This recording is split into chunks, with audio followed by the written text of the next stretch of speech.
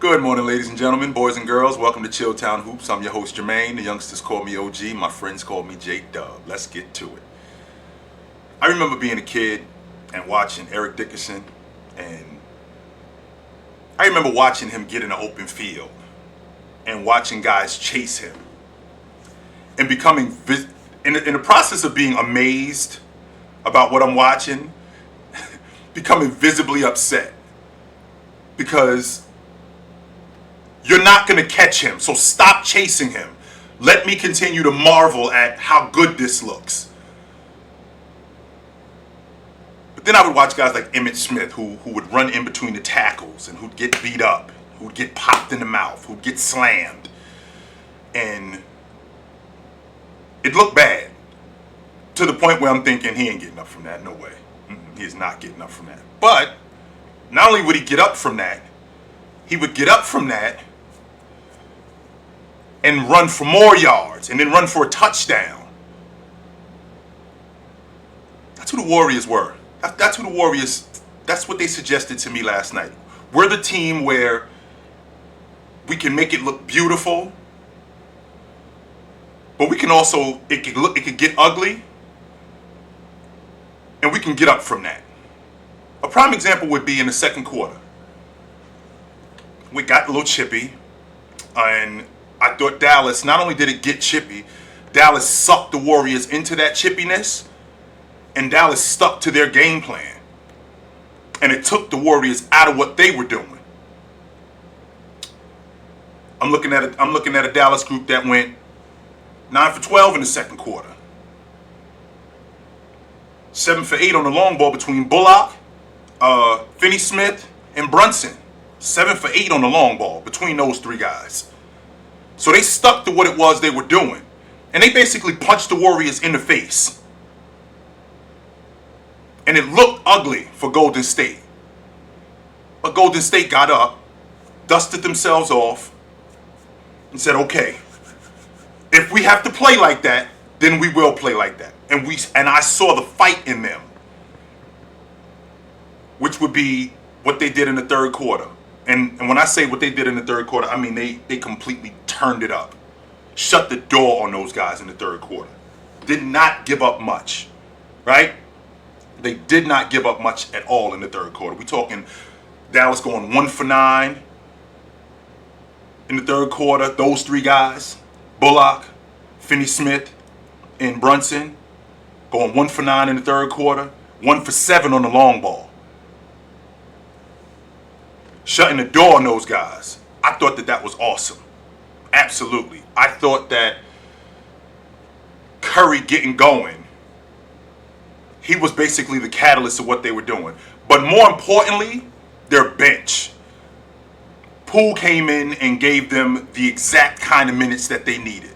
I thought Steve Kerr did a good job of basically putting the battery in Poole's back, where he made Bertans and he made Kleber expendable.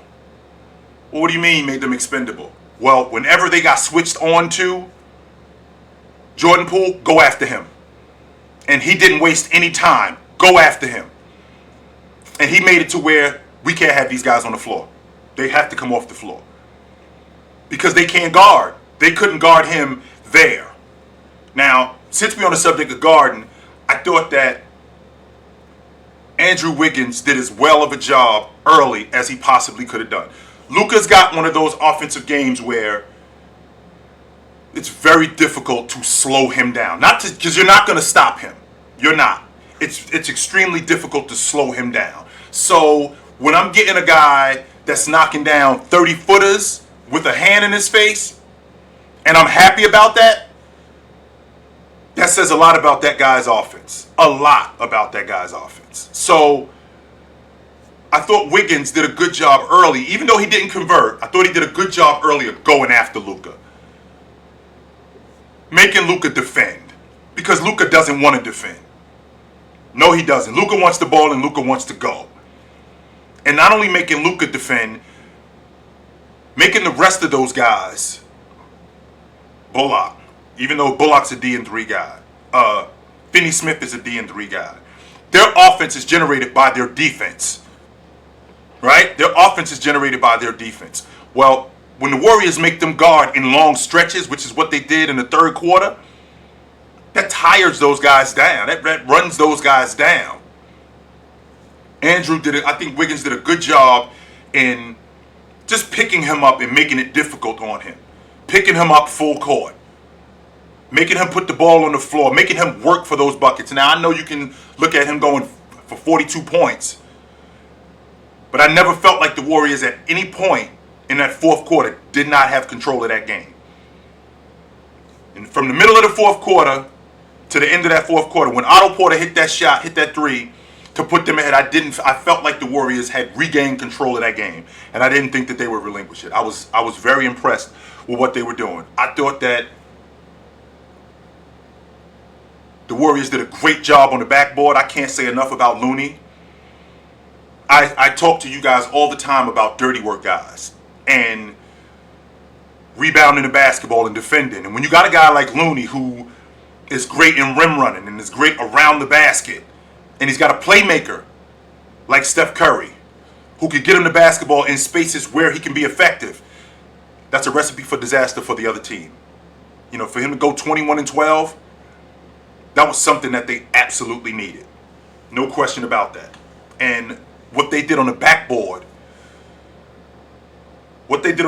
against Dallas was even better. You know, to out-rebound them by 13 for the game, including double offensive rebounds. I thought that the Warriors did a good job from their bench. Steve Kerr has shortened his rotation.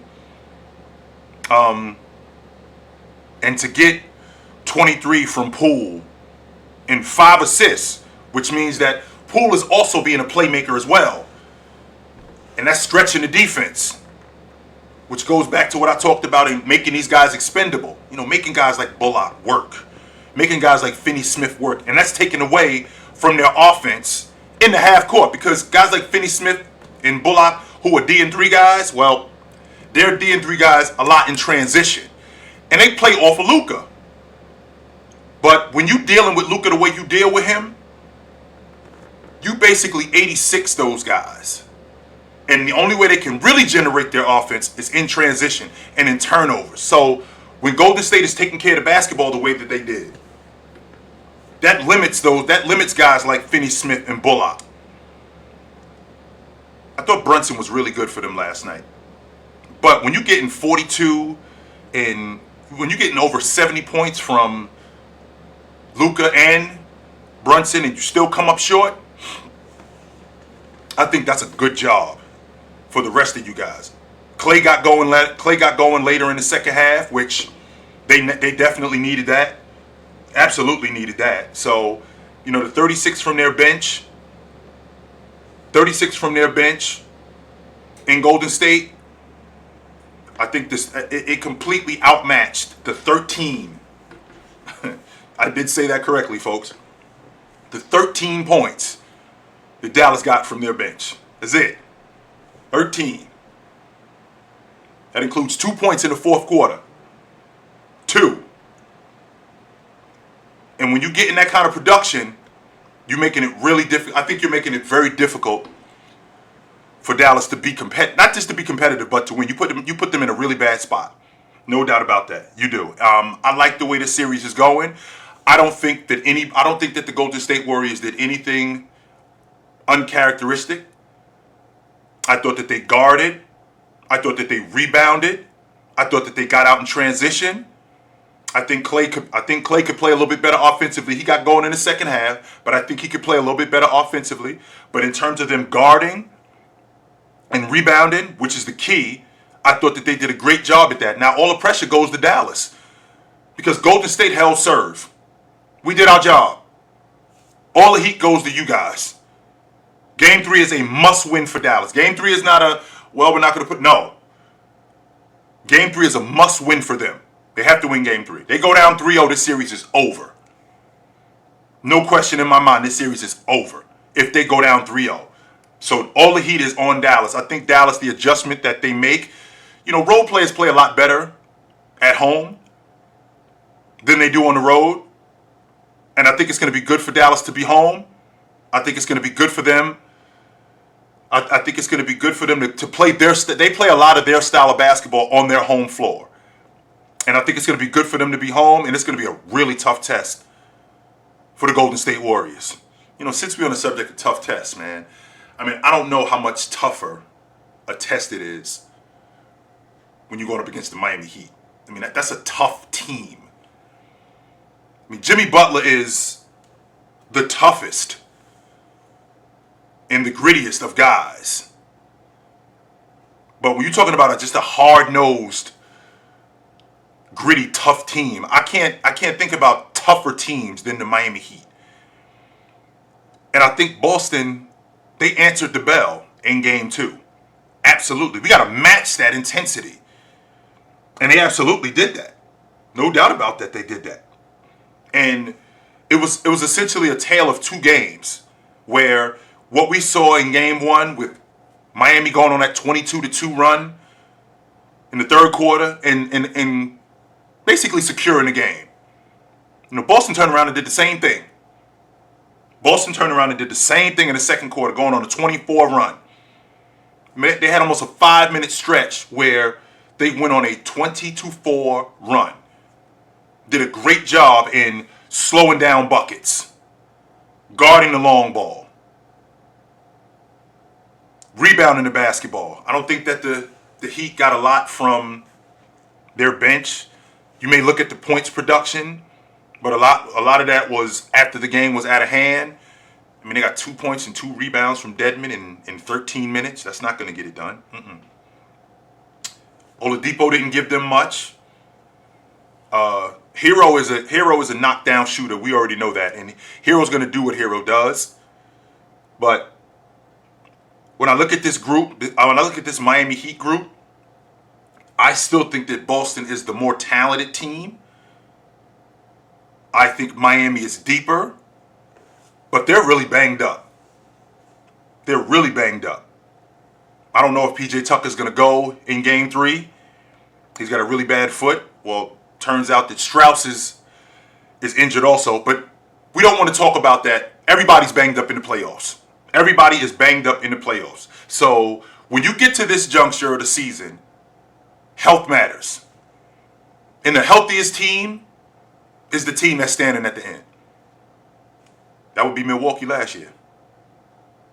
Prime example would be the Milwaukee Bucks last year. The healthiest team stands at the end.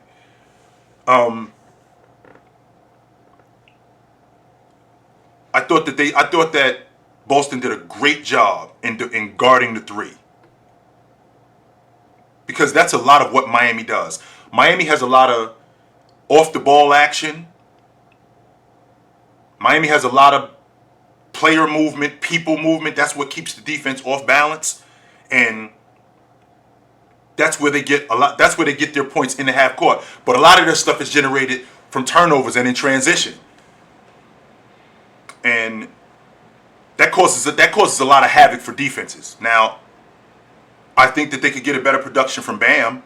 And I think that the reason why Bam isn't doing that, I think Bam is really wrapped up in what they do offensively. There's a lot of times where he has the basketball where he doesn't look at the basket. And he's got a wide open 15-footer, but he's concentrating on running the offense. This is what we run. Which is why I said this countless times. I think that if you got yourself a legit 5-man, put Bam at the 4, and featured him more in that offense, you would get so much more from him. His confidence would be higher. This is a guy who's 19-10 in the regular season, and they don't run a lot of stuff for him. He's 14-8, I think, in these playoffs. 14-8. And they don't run a lot of stuff for him as is. When I look at that Boston defense, a lot of the stuff that they did came off of turnovers. They took really good care of the basket. The Boston Celtics took really good care of the basketball, and they made the Miami Heat turn the ball over a lot. And we're talking about a team that had 14 turnovers. 10 of those 14 turnovers came in the second and third quarter. And how did that come? It came by them speeding up the game. They ended up speeding Miami up, making them do things that they didn't want to do. Jimmy Butler is their best one-on-one player. But then they get guys like Strauss trying to speed him up. They get guys like P.J. Tucker putting him in the mid-range and making him a playmaker and speeding him up. And that causes a lot of havoc for them offensively. I thought Boston did a really good job at that. I think that this series, I mean, I've heard some people say to me that, you know, we're looking at I don't think Miami's going to win another game. And I'm thinking, yo, Miami is a lot tougher than you think. I think this is going to be a 6 games. I think that the Boston Celtics win this series in 6. I felt like that before this series started, that the Milwaukee-Boston winner wins the Eastern Conference Championship. And I still stand on that. But I think we're definitely going to get a better effort from that Miami Heat team offensively tonight. I think we're going to get a lot better effort. So I'm really looking forward to it, and I'm looking forward to these playoffs, man. I'm going to be here for as long as you guys want me here. The minute you guys tell me to go, I'm gone. But until then, take it light, but take it.